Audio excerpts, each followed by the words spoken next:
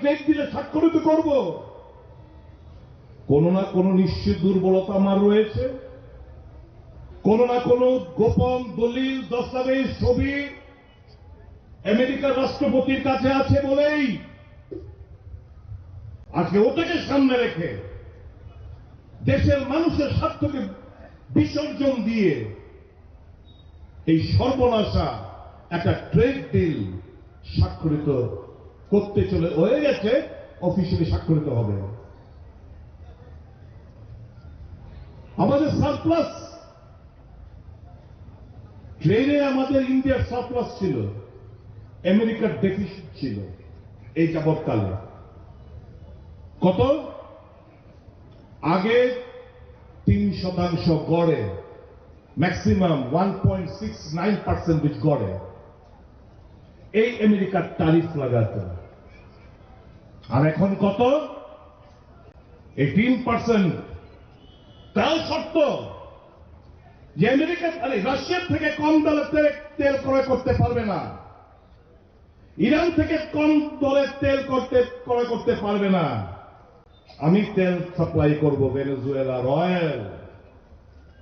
যদি তোমরা রাশিয়া থেকে তেল ক্রয় করো, ক্রুড অয়েল ক্রয় করো, তাহলে আরো 25% পেনাল্টি তার মধ্যে অ্যাড হবে। কেন আমরা নতজন হলাম? কেন ভারতবর্ষের মানুষের স্বার্থকে বিসর্জন দিয়ে এই ট্রেড ডিল স্বাক্ষরিত করলেন নরেন্দ্র মোদী? বলুন। তার মানে নিশ্চয়ই,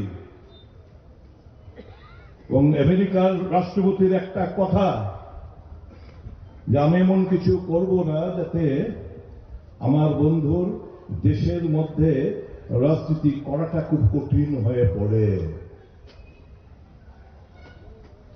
অর্থাৎ এমন কোন দস্তাবেজ, ছবি, কাগজ, ভিডিও আমেরিকার রাষ্ট্রপতির কাছে রয়েছে যেটার মাধ্যমে, যেটাকে সামনে রেখে বাধ্য করছে নরেন্দ্র মোদীকে দেশের স্বার্থ বিসর্জন দিয়ে এই ট্রেড ডিলে এগোতে। এটা কি আমরা ভারতীয় হিসেবে আমাদের কি নাড়া দেয় না? যারা অন্ধভক্ত বিজেপি করেন তাদের কি ভেতরে কি নাড়া দেয় না? দেশের থেকে বেশি ভালোবাসেন নরেন্দ্র মোদীকে, দেশের থেকে বেশি ভালোবাসেন ভারতীয় জনতা পার্টিকে। কাজে দেশের স্বার্থ বিসর্জন দিয়ে আজকে নরেন্দ্র মোদী সাহেবকে বাধ্য করছে কাজ করতে। এফস্টেন ফাইলের সম্পর্কে বলে গেছেন, স্লোগানও ছিল কি নেহেরু সাহেব বিশ্বখ্যাতির আইনস্টাইনের সঙ্গে, সায়েন্টিস্ট আইনস্টাইনের সঙ্গে ছবি আমরা দেখেছি। নরেন্দ্র মোদীর ছবি আজকাল ভারতীয়রা দেখছে এই সেক্সুয়াল অফেন্ডার জেফ্রি আইনস্টাইনের সাথে। শুধু তাই নয়, ওনার ক্যাবিনেটের মন্ত্রী স্বীকার করেছেন যে হ্যাপসেনের সঙ্গে আমার 4-5 বার মুলাকাত হয়েছে। হরদীপ সিং পুরী। এই সবটা মিলে সারা দেশ জুড়ে এই ফাইলটা প্রকাশিত হওয়ার পর নরওয়ে থেকে শুরু করে বহু রাষ্ট্রপ্রধানরা, প্রাক্তন প্রধানরা তারা একের পর এক রেজিগনেশন দিয়ে চলছে। আর আজকে আমার দেশে ওই এআই কনক্লেভে বিল গেটস এই এপস্টাইন ফাইলের সাথে যার নাম ওতপ্রোতভাবে জড়িত, যিনি রচনা করেছিলেন, বন্দী করেছিলেন যে কোভিড রোগটাকে ছড়িয়ে দিতে হবে বিশ্বের মধ্যে। জানেন তো কোভিড সম্পর্কে এপস্টাইন ফাইলে লেখা রয়েছে এই কোভিডে হাজার হাজার লক্ষ লক্ষ লোক মারা গেছে। It was planted by Bill Gates.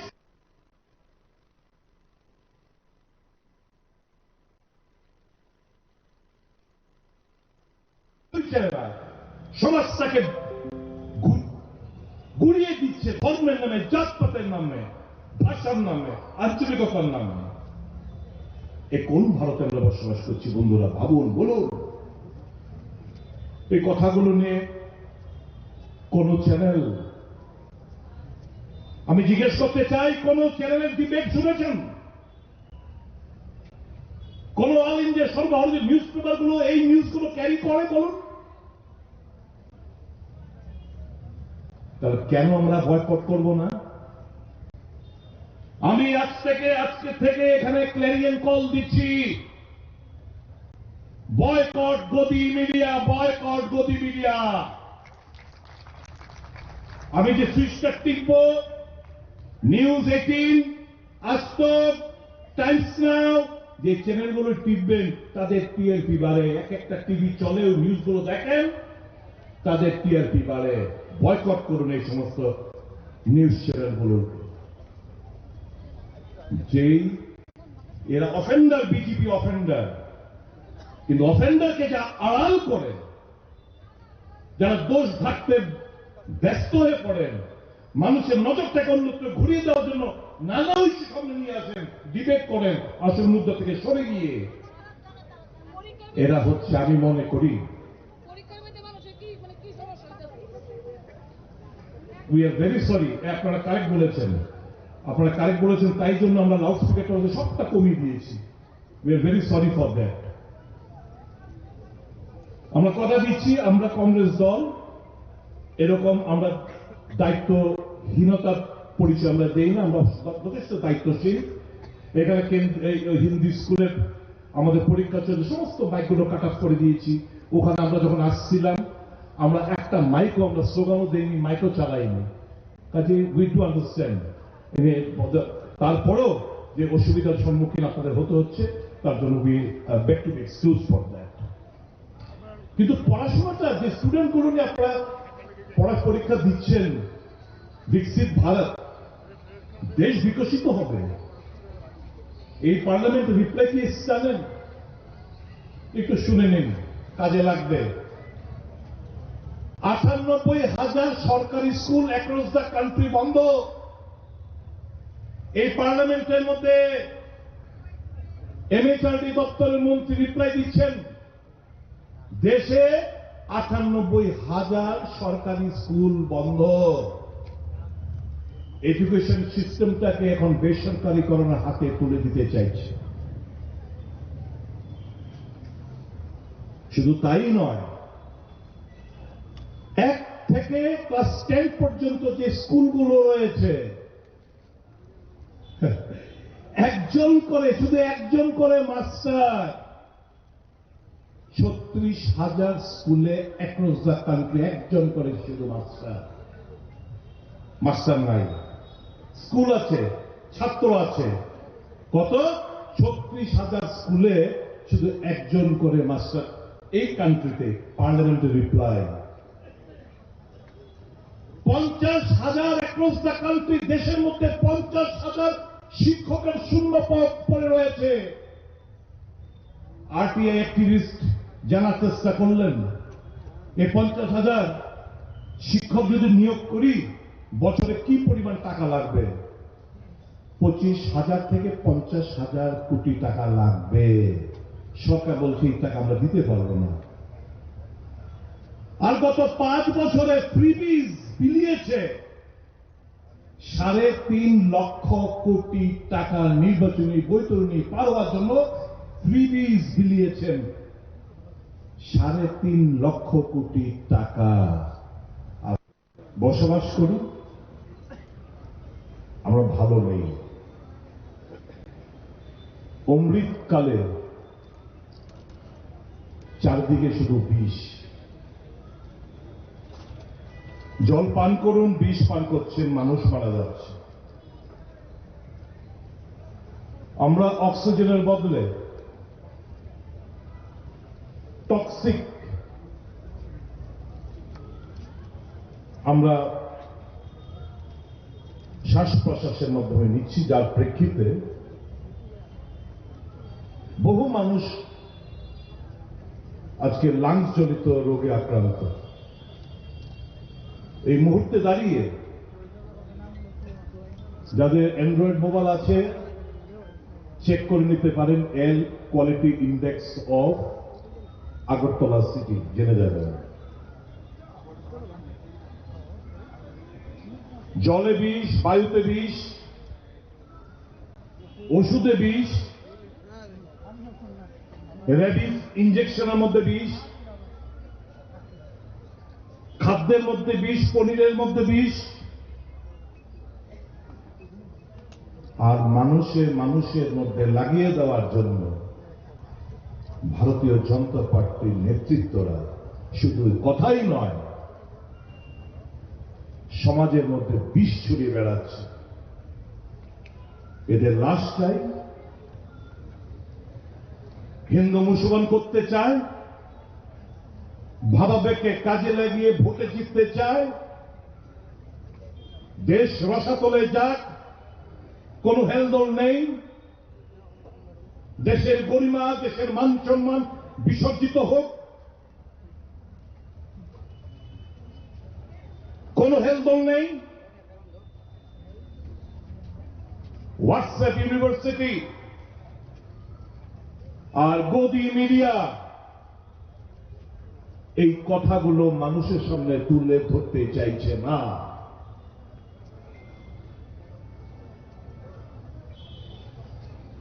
সাম্প্রদায়িক যে ট্রেড ডিল,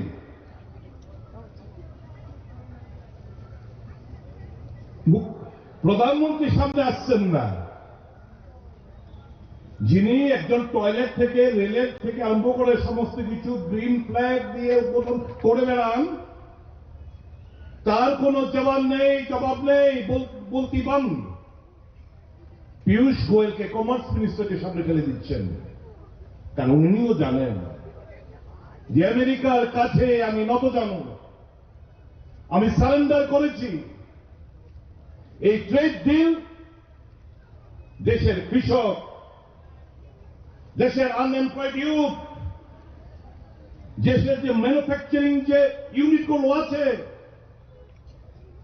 সম্পূর্ণ। বন্ধুরা কোথায় যাবেন? কি সুন্দর স্লোগান না, বিকশিত ভারত, দারুণ, মানুষকে আকৃষ্ট করার মতো।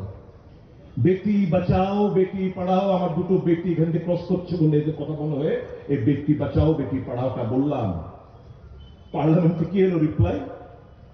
এই রাইট কনক্লুডেড পার্লামেন্টে যে 80% টাকা